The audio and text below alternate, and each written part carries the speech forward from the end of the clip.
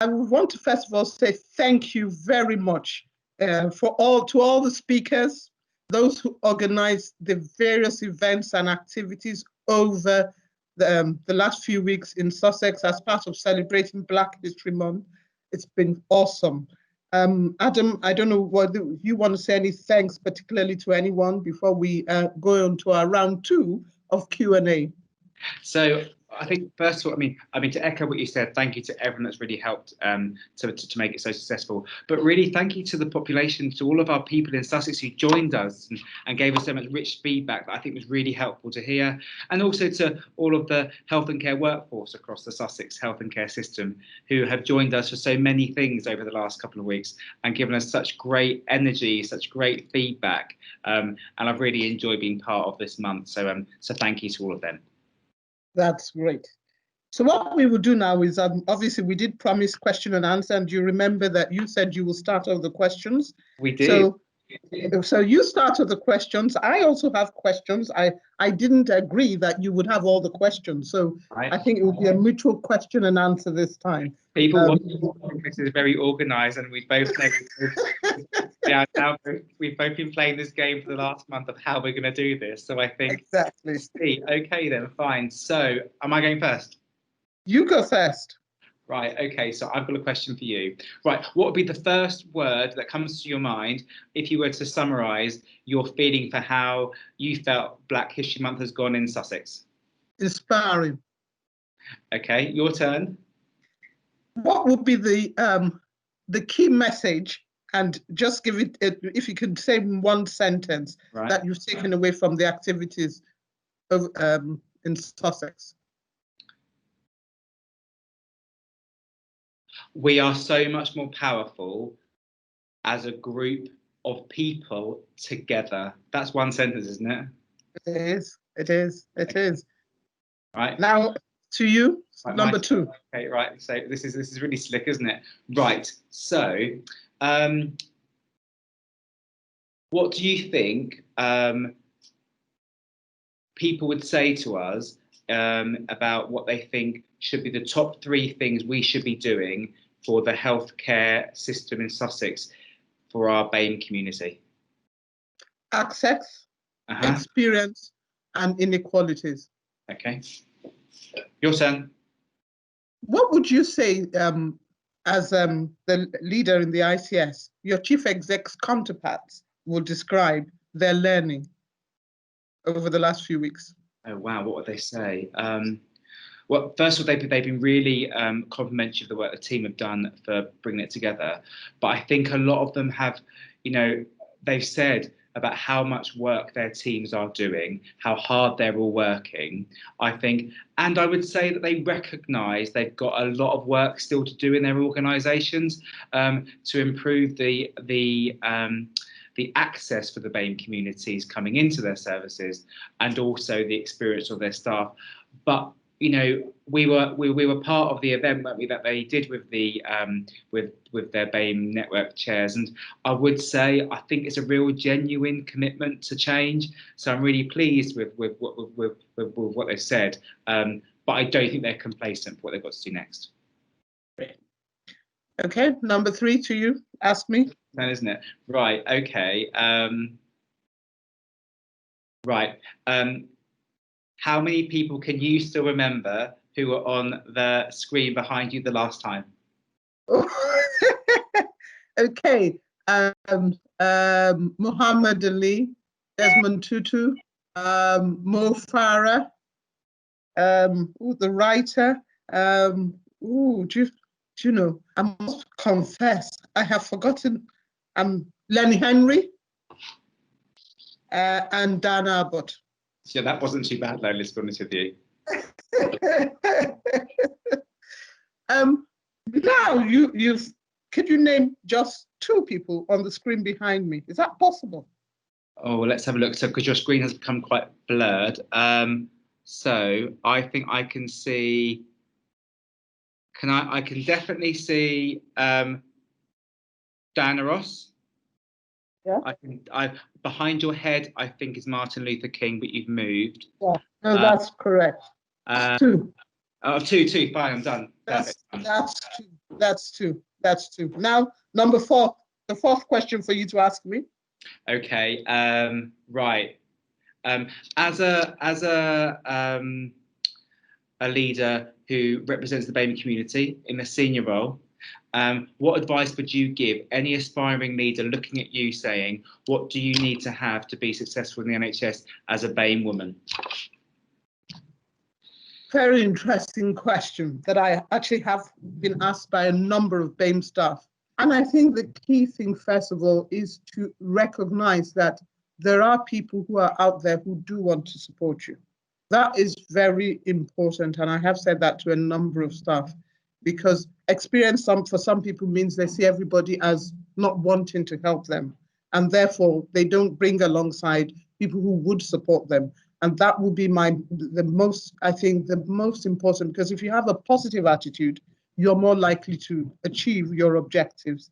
And that is the most important thing. Okay. Now, and I think I will reverse the question now to you, Adam, and say, as a leader that is white, yeah, what would you advise your colleagues to do to support aspiring BAME leaders? Oh, okay. Probably three things I would say.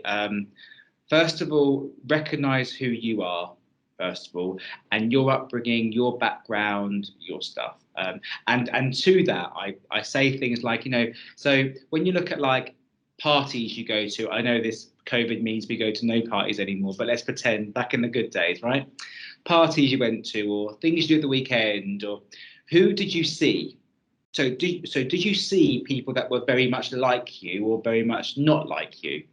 Because that says a lot about what you know about different people, whether it's people from different ethnic backgrounds or faiths or sexual orientation. So do you in your life come across many people with a lot of difference?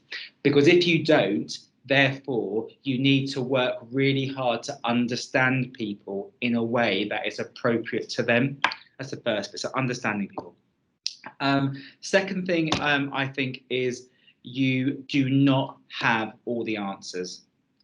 Because if you had all the answers, you wouldn't have this problem to resolve, would you? So you haven't got all the answers, really. And then the third bit is, who've got the answers? The people with the lived experience who have been there. So talk to people, listen to them, and as a leader, there's many things you can give to people, direction, support. The most important thing I've learned for members of my team who may want to progress in their career from BAME background, or who may be feeling a bit like they don't fit in and those kind of things, is you give them time. Give people time and talk to them over a cup of tea, over a glass of wine, on the train, whichever way you need to do it. That's the most important thing, I think. That's the advice I'd give. Thank you. Very good advice, Adam. Now, the last question for each other. So if you go first. Yes. Wow. Okay, so my last question for you. Right. Okay. What would you hope we'll be talking about in 12 months' time when we do Black History Month in 2021?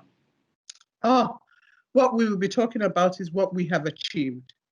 Not as leaders, it would actually be members of the BAME workforce coming forward without us asking to say the last 1 year they have seen some changes and they're very hopeful for the future. And also members of the population beginning to come forward to say, actually, they're now beginning to play their role because they're empowered to do that. And they begin to see that actually they themselves can improve their health outcomes because actually they're working as partners with us. And that to me will be the greatest thing, because it will say the journey has started. And we're definitely, going to achieve the objectives that we've all set ourselves out to do. And I think, to me, that will be the greatest thing, legacy that we can have as a whole Sussex health and care system. Right. what would be if you were standing in front of Matt Hancock today, Right. Okay. and he says to you, this BAME thing, there are a number of things and we want to get it right. What advice would you give me as government that I should do? What would you say? Okay. So, well, do the people in elected roles represent our community? Yes or no? First question. We talk about a lot, don't we? Is if you can't see it, you can't be it. So there's a little bit of that. Let's be frank. So therefore, what are we doing as a leadership of, what are the MPs doing as a leadership community to get greater diversity of leadership in those roles? Because people need to be represented by themselves, I think. So I'd say that just in terms of just that element. Then in terms of then for the NHS, I think it's really important to recognise that we have experiences that are not what you would expect for our patients and our staff, and we shouldn't shy away from it. We should talk about it, because only in surfacing it are you able to therefore fix it, and not to pretend it's all better.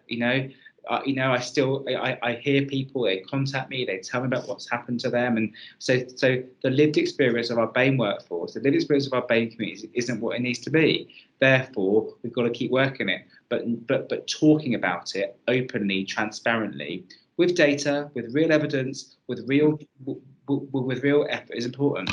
And I then suppose the last thing is, and then if we see leaders or leadership styles that aren't aligned to that, we have to take some action about that, because otherwise it will just keep perpetuating, and we need to move things on.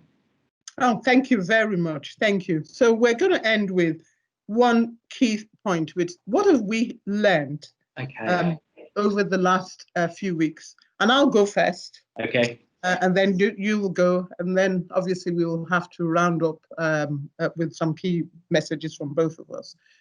One key thing I have learned, and it was at the community event I attended yesterday, and there was a very powerful statement that 99.9% we're all the same, because if you cut it, it's the same blood, it's the same tissues, it's the same organs, it's the same muscles.